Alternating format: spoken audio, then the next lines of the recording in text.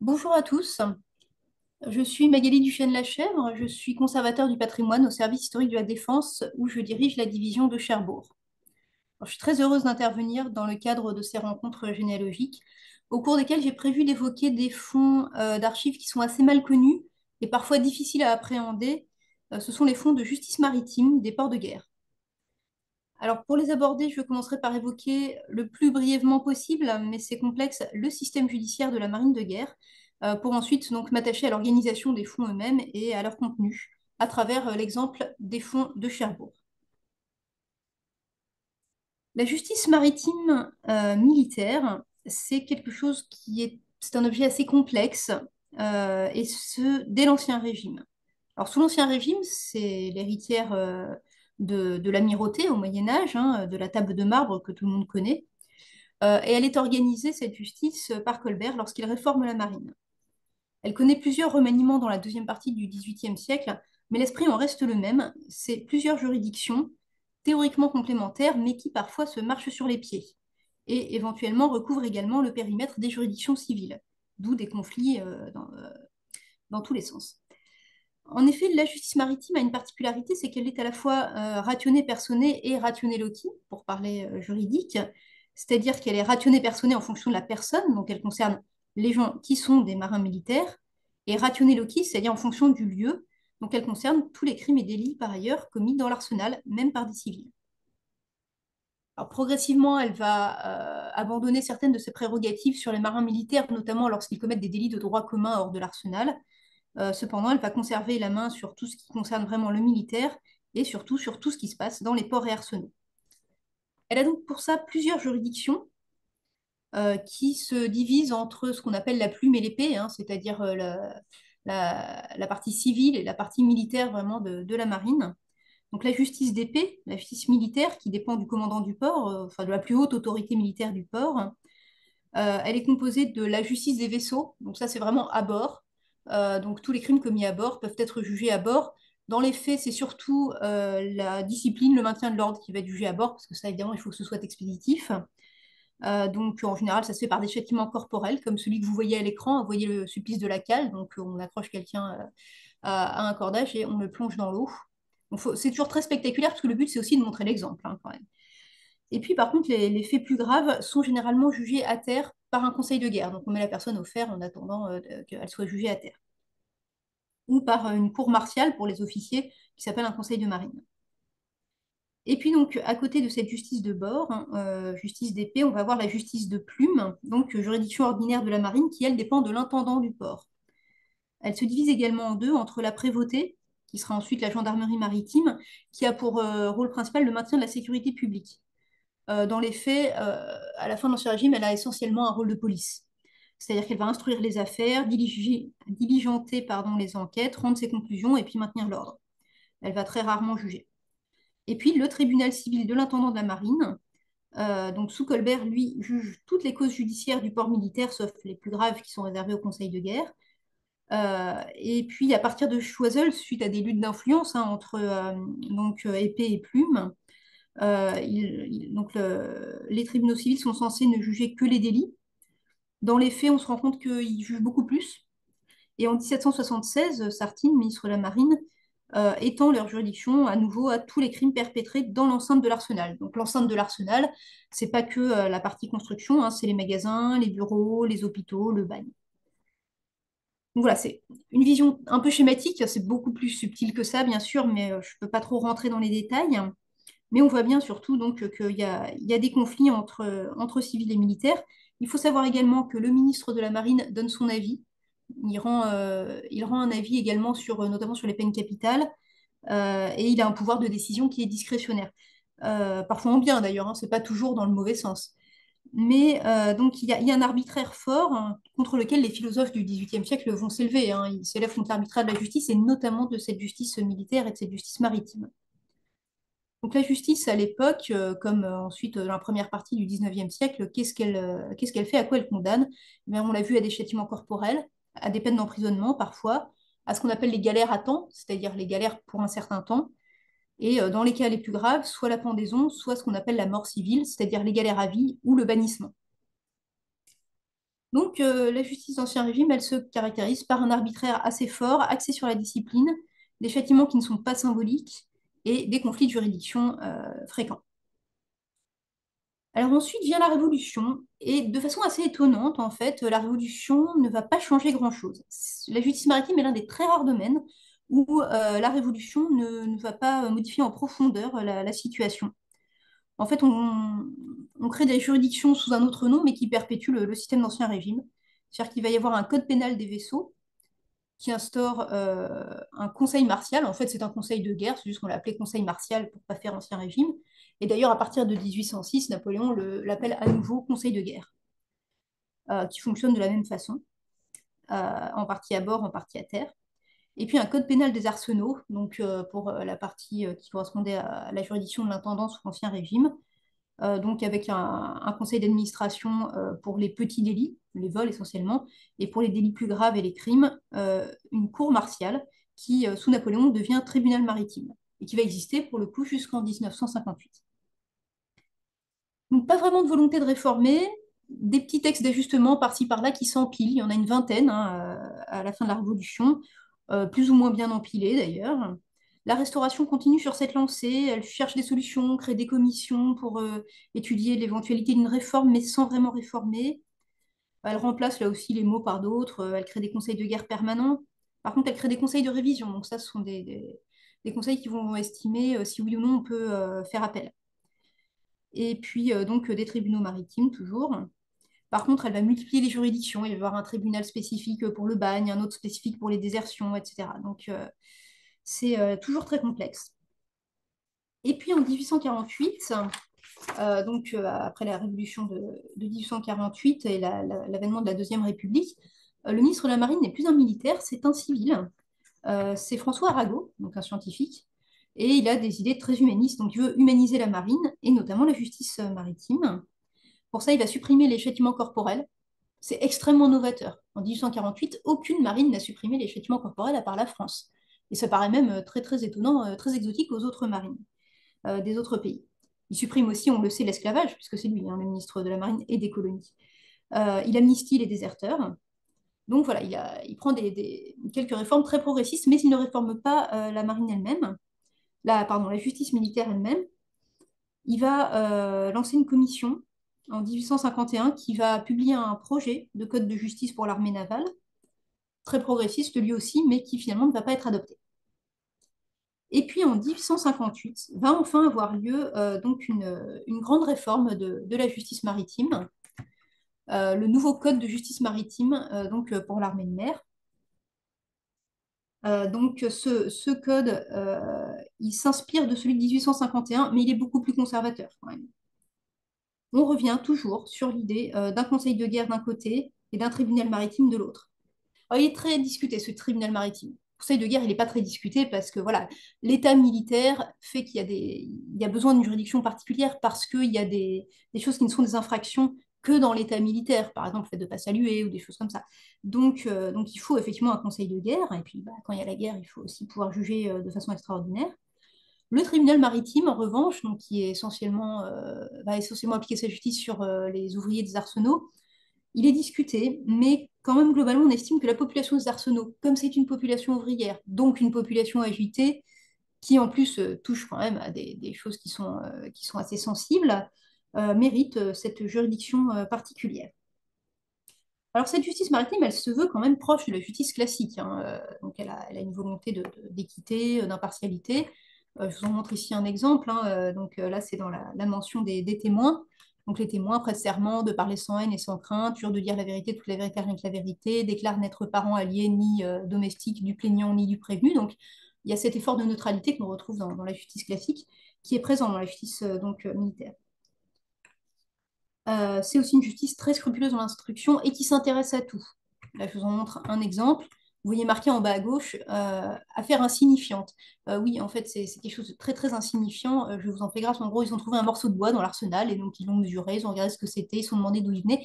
Bon, ça s'est arrêté là, mais c'est pour dire qu'on est très très scrupuleux sur tout ce qui pourrait être lié à un problème donc intéressant à la justice. Donc on a tendance, cette justice, à être scrupuleuse, mais elle est très sévère aussi, hein. C'est-à-dire que c'est la peine capitale pour divers crimes, mais aussi certains délits, hein, donc pour espionnage, pour refus d'obéir au combat, pour voie de fait sur un supérieur, pour désertion, pour destruction de matériel, pour abandon de poste. Et il n'y a pas de circonstances atténuantes, c'est-à-dire qu'il y a deux possibilités de jugement. C'est soit l'acquittement, soit la mort. Pas de possibilité d'entre-deux. La seule possibilité, c'est une demande de grâce qui serait présentée par l'ensemble du tribunal, y compris l'avocat de la défense, l'avocat général, etc. C'est-à-dire tout, en gros, on le condamne à mort et on dit dans le même temps, mais quand même, on pense que ce serait bien qu'il soit gracié.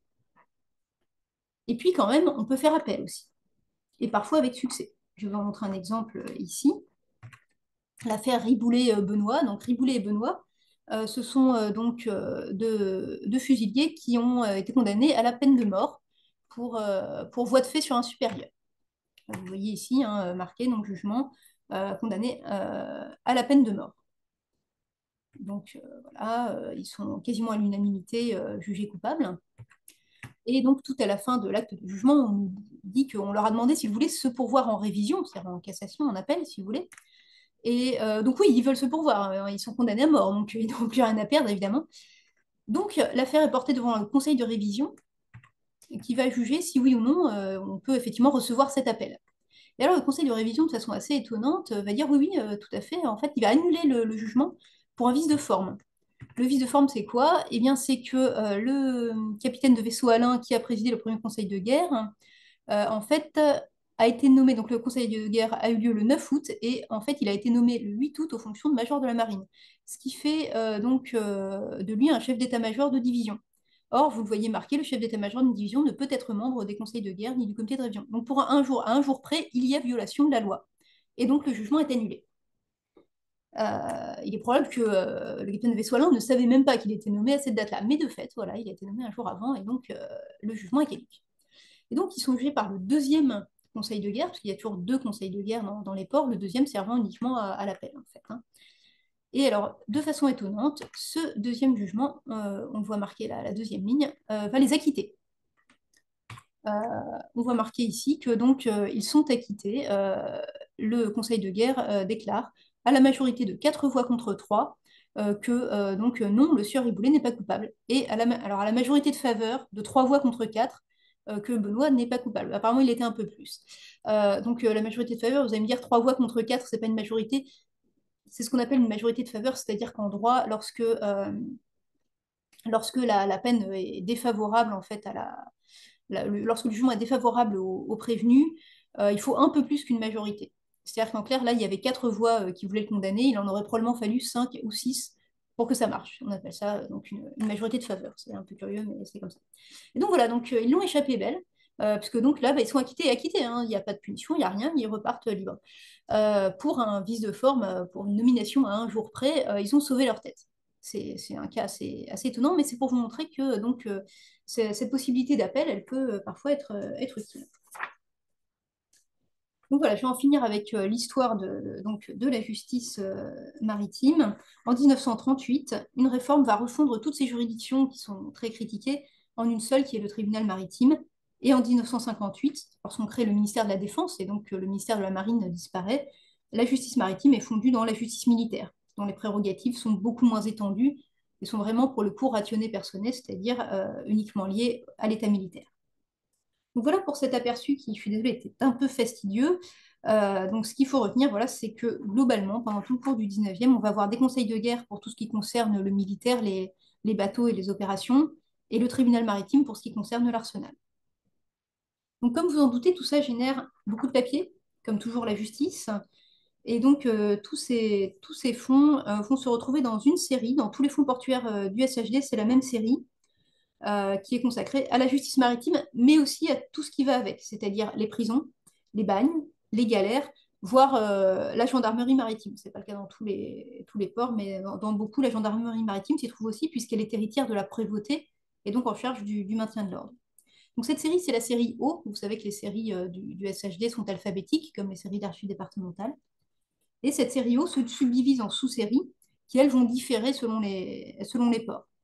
Par exemple, c'est une série très ancienne à Rochefort, puisqu'elle date de la création de l'arsenal de Rochefort au XVIIe siècle. C'est une série très très riche à Toulon, On va trouver en plus les archives judiciaires des colonies. Donc c'est une série qui comporte beaucoup de sous-séries. À Cherbourg, au contraire, c'est une série qui est assez réduite pour deux raisons. La première, c'est que Cherbourg est un port récent. C'est un port qui date de la fin de l'Ancien Régime, hein, des années 1780, en tant que port militaire, je veux dire. Donc elle n'a pas de fonds d'Ancien Régime, quasiment pas.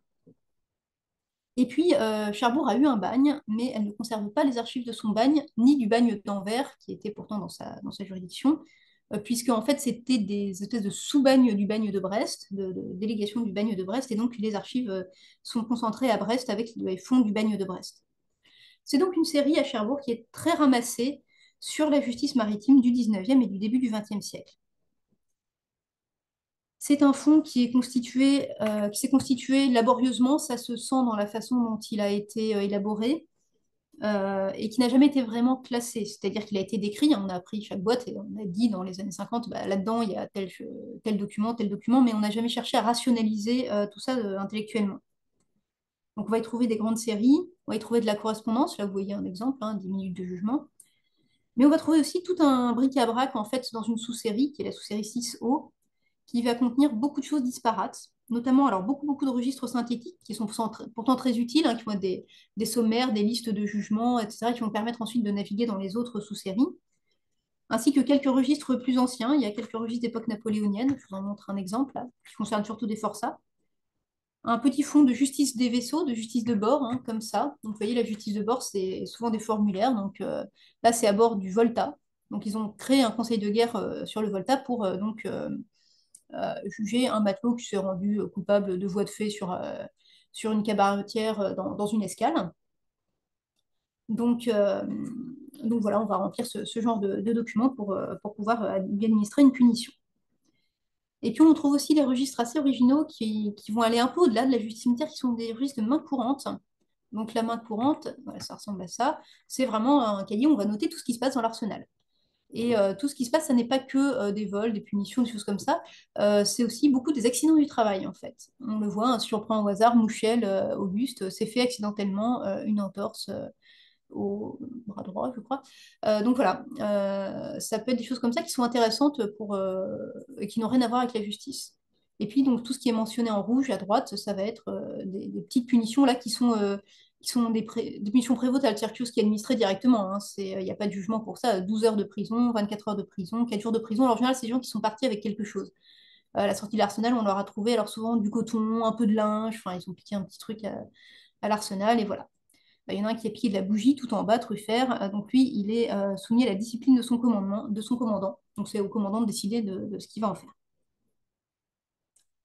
Donc voilà, c'est des choses qui sont assez intéressantes. Donc à côté de ce 6O, on va avoir les grandes séries qui vont correspondre aux différents tribunaux. Donc on va pouvoir retrouver une même affaire en naviguant de l'un à l'autre, comme on l'a vu pour l'affaire Riboulet-Benoît. Hein. On va passer des archives du premier conseil de guerre aux archives du conseil de révision, puis aux archives du deuxième conseil de guerre. Alors concrètement, qu'est-ce qu'on trouve là-dedans? Eh bien, on trouve beaucoup de vols. Vous voyez, soit des petits larcins, là, des menus larcins comme on les voit à l'écran, soit des vols plus importants. Beaucoup aussi de désertions, bien sûr. Hein. Il y a même un formulaire, hein, au 19e pour les désertions. Vous voyez, hop, plainte en désertion. Donc là, c'est déjà pré-rempli, il y a juste à rajouter donc, ce qu'ont fait les personnes, où est-ce qu'ils sont désertés, donc désertion à l'intérieur, c'est-à-dire qu'ils ne sont pas venus se présenter, enfin ils sont enfuis, quoi. Soit désertion à l'étranger quand ils désertent pendant une escale. On trouve aussi des voies de fait, hein, donc des coups, des insubordinations, des dégâts de matériel parfois. À noter qu'il peut y avoir des femmes qui sont condamnées, parce qu'il y a des femmes qui travaillent dans l'arsenal, et donc qui peuvent aussi être convaincues généralement de vol. On trouve des marins étrangers, parfois marins au commerce, suédois, portugais, russes, qui peuvent être également jugés pour s'être introduits dans l'arsenal. On trouve même en 1919 des prisonniers de guerre allemands. Je vous montre ici un rapport. Donc là, le prisonnier de guerre est accusé d'outrage envers un supérieur et de voie de fait envers un supérieur. Donc en clair, il s'est battu avec un officier. Donc bah, il est puni comme un militaire. Donc voilà ce qu'on trouve dans les archives de la Serio à Cherbourg. Alors il y a d'autres sources hein, pour la justice maritime. On va trouver notamment des choses éventuellement dans les archives des amirautés. Alors à Cherbourg, on a un petit fonds d'amirauté de l'amirauté de Cherbourg, où effectivement, on va trouver quelques dossiers d'affaires essentiellement liées aux prises, parfois liées à des histoires d'espionnage ou de prisonniers anglais. On a également l'inscription maritime qui va pouvoir nous donner des éléments sur la justice parce que d'abord elle mentionne les services à l'État de la personne et les punitions et ses condamnations. Donc, pour rappeler brièvement, hein, l'inscription maritime, c'est un système d'enregistrement systématique des marins civils. Au départ, c'est pour justement avoir la liste pour pouvoir les enrôler en cas de guerre. À la période qui nous occupe, c'est devenu une institution très organisée qui va détailler embarquement par embarquement toute la carrière d'un marin civil. Voilà, ça ressemble à ça, hein. Chaque ligne là qu'on voit, c'est donc un embarquement sur un bateau, en général un bateau de pêche ou un bateau de commerce. Mais on va y mentionner aussi les services à l'État, c'est-à-dire les services dans la marine militaire. Soit que la personne ait fait une petite carrière dans la marine militaire, soit simplement qu'elle ait fait sa conscription.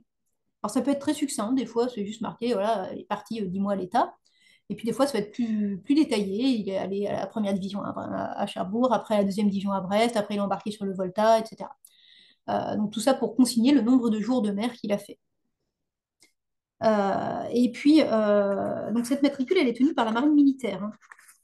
Il y a de fait une certaine porosité des statuts entre marins civils, donc notamment marins au commerce plus que pêcheurs, et marins militaires, qui est lié à la discipline, hein, qui est un peu la même sur les deux types de navires, lié à l'engagement pour de longs mois, la vie en mer, qui nécessite cette discipline.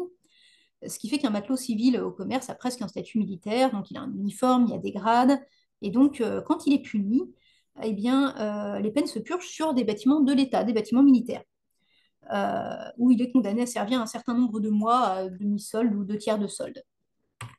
Vous voyez ici, pour donc le nommer Clabot, donc ici condamné par le tribunal maritime commercial du Havre à 6 jours de prison et un an de campagne sur les bâtiments de l'État à deux tiers de solde pour désertion à l'intérieur. C'est qu'il ne s'est pas présenté sur son bateau de commerce, il a donc été condamné par le tribunal maritime commercial à aller servir à l'État. C'est un système ingénieux parce que ça permet à l'État de recruter pour pas très cher. Et puis c'est assez dissuasif parce que les faire un an à demi-solde ou à deux tiers de solde, c'est pas très drôle. Bon, c'est pas un très bon exemple du caractère dissuasif puisque celui-là est un multirécidiviste, il passe son temps à déserter. C'est-à-dire que là, vous voyez qu'il avait déserté, il avait donc fait tout ce temps-là à l'État. Il est renvoyé dans ses quartiers à la fin de sa punition. Il s'engage sur un bateau et il se présente pas au départ. Et donc il est recondamné et rebelote, il repart sur les bateaux de l'État. Et donc voilà, on voit ici, donc tout ce qui est en rouge, c'est les condamnations. On voit ici donc des éléments qui, eux aussi, concernent la justice et concernent d'une certaine manière la justice militaire dans le sens où, effectivement, ça se finit en châtiment militaire. Et puis, bien sûr, on va voir également des sources dans les archives contemporaines, puisque les archives de la Serio s'arrêtent plus ou moins en 1940, parfois un peu plus tard. Donc le reste va être coté en continu, comme dans un service d'archives départemental. À Cherbourg, ça va être essentiellement de la gendarmerie maritime et un peu de prison maritime. Alors maintenant, on va plonger un peu plus au cœur des dossiers de la Serio pour voir donc ce qu'on trouve concrètement comme documents et comme informations dans ces dossiers. Alors, ce sont des documents qui se répondent. C'est-à-dire que, je vous l'ai montré, les informations concernant une même affaire vont se retrouver dans différents types d'archives avec des niveaux de détail et aussi des temporalités qui sont différentes. On va avoir, par exemple, des registres d'enregistrement très très sommaires qui servent juste à s'y retrouver dans les autres ou à faire des statistiques. Donc on va y trouver le nom de la personne, parfois le motif de la condamnation, mais pas toujours, et parfois à quoi il a été condamné, mais là encore pas toujours. Je vous en montre un exemple. Voilà, donc là c'est vraiment le plus succinct qu'on peut trouver, hein. C'est pour telle année, a été condamné par le Conseil de guerre, telle personne, etc. Donc voilà, ça nous permet de retrouver la trace de quelqu'un, mais ça va pas vraiment au-delà. À côté de ça, un peu plus fourni, on va trouver les minutes de jugement. On en a vu tout à l'heure pour Riboulet. Donc, il n'y a pas l'instruction de l'affaire, mais uniquement le déroulement donc, du procès et le jugement à la fin. Voilà, vous voyez les minutes de jugement. Là, c'est un jugement, donc il y a un formulaire, un pré-rempli. Ce qu'on a vu tout à l'heure était sur papier libre. Voilà, donc ça fait, en général, ça fait 2-3 pages comme ça, voilà, et puis on arrive au bout, tout le monde signe, et puis voilà. Je crois qu'il y en a encore un autre exemple. Et puis, on va voir les dossiers complets, ceux où il y a vraiment toutes les pièces de l'affaire, qui peuvent être assez épais, hein, même pour des cas assez transparents de désertion ou pour des choses assez bénignes comme des petits vols, il va y avoir toute une procédure et donc tout un dossier parfois complexe. Ici, je vous montre un exemple de quelqu'un qu'on a vu là, sur cette liste-là, hein, le numéro 13, Arnois, Garel, Rio. Donc, c'est trois personnes qui ont déserté ensemble. et donc ils sont condamnés ensemble aussi d'ailleurs. Donc là, vous voyez en haut, marqué en rouge, hein, le numéro de la pièce. Donc il y a plusieurs pièces dans leur dossier. D'abord, l'ordre de mise en jugement par le préfet maritime. Ensuite, un bordereau de transmission. Et puis, donc, un rapport sur ce qui s'est passé, sur l'enquête. Euh, et puis, des extraits de matricule, donc des pièces justificatives. Il peut y avoir aussi des témoignages, des fouilles, des perquisitions, des expertises pour dire oui, oui, ça a bien été volé à l'Arsenal, etc. Donc, on va retrouver tout ça. On va retrouver également des traces des jugements dans les registres de correspondance. Donc, on va enregistrer toute la correspondance du tribunal maritime ou du conseil de guerre, enfin du bureau de justice maritime en général. On va y trouver donc notamment tout ce qui précède la mise en cause d'une personne, donc puisqu'on va recopier toutes les lettres qu'on écrit pour demander un gendarme pour faire une perquisition, pour demander un expert, etc. Et puis donc des choses que normalement on retrouve dans le dossier d'instruction, mais pas toujours. Et puis on peut y trouver d'autres types de pièces, comme par exemple des commutations de peine. Ici, vous voyez donc une grâce accordée à Auguste Bonnet. Donc lui aussi, il était sur notre liste tout à l'heure, Auguste Bonnet. Il avait été condamné pour désertion à 2 ans de travaux publics, pour désertion à l'étranger. Et donc, il reçoit une grâce le 12 juillet, alors que donc l'empereur, 12 juillet 65, 2 ans plus tard, pas tout à fait 2 ans plus tard, pour donc il reçoit une grâce pendant le voyage de l'empereur en Algérie. Alors pourquoi en Algérie? Eh bien, tout simplement, on l'apprend dans la deuxième lettre, c'est une deuxième lettre, une deuxième dépêche donc pour signifier sa grâce au préfet maritime, donc elle est plus facile à lire, donc je vous la montre. Et elle nous donne un peu plus d'informations, notamment elle nous dit que ces 2 années de travaux publics, il les a faites à Oran. Et donc voilà, c'est dans le cadre de, de sa visite en Algérie, l'empereur a accordé des grâces un peu à tout va, et donc notamment il a gracié cette personne-là qui ne devait pas avoir beaucoup à faire par ailleurs, parce qu'elle était déjà presque arrivée à 2 ans. On peut y trouver aussi dans cette correspondance des rapports d'autopsie parfois, des éléments statistiques comme ça, hein. Donc là, c'est des statistiques sur le nombre d'affaires jugées. On voyez que c'est pas énorme, hein. Il y a 3 affaires jugées dans l'année. À Cherbourg, c'est pas un énorme port et puis il n'y a pas énormément de délinquance, donc effectivement, il n'y a pas beaucoup d'affaires. Donc voilà, donc en fait, en naviguant entre ces différents sous-fonds et ces différents documents, on peut avoir finalement beaucoup d'éléments complémentaires. Vous voyez que des fois, il nous manque un renseignement qu'on va retrouver sur un autre. Et puis, des fois aussi, ça pallie des problèmes matériels. Je vous le montre avec l'affaire Quentin, par exemple. Donc, l'affaire Quentin, c'est quelqu'un qui est accusé de vol. On a vu là, on vient de voir le jugement. Donc, ça, c'est la troisième page du jugement de Quentin. Il avait volé des morceaux de métal. Donc, il était condamné à 1 mois de prison. Bon, c'est pas énorme. Et à une amende. Donc, on trouve son jugement. On retrouve son jugement. Il y a une deuxième copie du jugement. Je ne sais pas pourquoi, de la minute du jugement, dans un autre registre. Et puis, voilà, ensuite, dans le registre de correspondance, ici, on va trouver tout ce que je vous disais sur les petits éléments d'enquête. Là, par exemple, on demande la mise à disposition d'un gendarme pour aller faire une perquisition. Là, il y a plusieurs pièces aussi qui demandent l'avis d'un expert, qui demandent un gendarme pour maintenir l'ordre pendant le procès, etc. Donc, toutes ces petites choses-là. Donc, ça fait beaucoup de documents qui sont un peu redondants par rapport au dossier d'instruction lui-même. Sauf que le dossier d'instruction, eh bien, le voilà. Et le dossier d'instruction, vous voyez qu'il est très peu lisible. Je vous en montre donc plusieurs pages. Il a pris l'eau, hein, tout simplement. Il a pris l'eau et donc voilà, il est très peu lisible. Alors curieusement, il est plus lisible à l'écran qu'en vrai. Mais voilà, globalement, il est quasiment illisible. Donc on est bien content d'avoir d'autres pièces finalement qui vont venir compléter cette affaire et nous permettre de comprendre un peu entre les lignes de quoi il s'agit. Parce que voilà, là c'est pareil, hein, celui-là, vous voyez que le formulaire est très lisible, par contre les éléments qui ont été rajoutés ne le sont quasiment plus. Donc, donc voilà, vous voyez que ça peut avoir son utilité. Alors, comment on fait par contre pour se naviguer entre ces documents? Ça n'est pas toujours facile, puisque voilà, des fois, il va y avoir un numéro sur l'un qui va renvoyer à un autre, mais pas toujours. Alors, à Cherbourg, pour résoudre ce problème, nous avons fait dépouiller par un réserviste, que je remercie pour son travail de patience, l'intégralité des archives. Donc, aussi bien les registres sommaires que vous avez vus tout à l'heure que ces dossiers extrêmement fournis. Donc, il a repris à chaque fois, alors pas tous les noms, hein, mais le nom de la personne concernée, le nom du prévenu. Et donc, il a fait ce recensement sur l'ensemble des documents. Ça fait 37 500 entrées. Pas 37 500 personnes, puisque là encore, on retrouve plusieurs fois les mêmes personnes sur certains dossiers, mais 37 500 entrées. Du coup, ça explique pourquoi le classement raisonné dont je parlais avant est moins urgent, parce que finalement, oui, c'est toujours plus agréable intellectuellement d'avoir un classement. Mais comme on peut retrouver à partir du nom de la personne facilement les différentes pièces qui le concernent, c'est moins urgent. Ça m'a permis, du coup, vous l'avez vu, de faire des analyses plus fines des typologies documentaires pour un même jugement, parce que bah, j'ai tapé le nom de Quentin dans la base, par exemple, et puis j'ai trouvé toutes les archives qui concernaient donc, ce Quentin, pareil pour Bonnet, donc c'est très rapide. Ça permet éventuellement aussi de faire des statistiques, même si tous les documents, là encore, ne vont pas donner beaucoup d'éléments sur la cause de la condamnation. Mais ça permet quand même d'en retrouver certains. Et bien sûr, pour le généalogiste, c'est très précieux puisque ça permet d'accéder immédiatement à la donnée qui l'intéresse.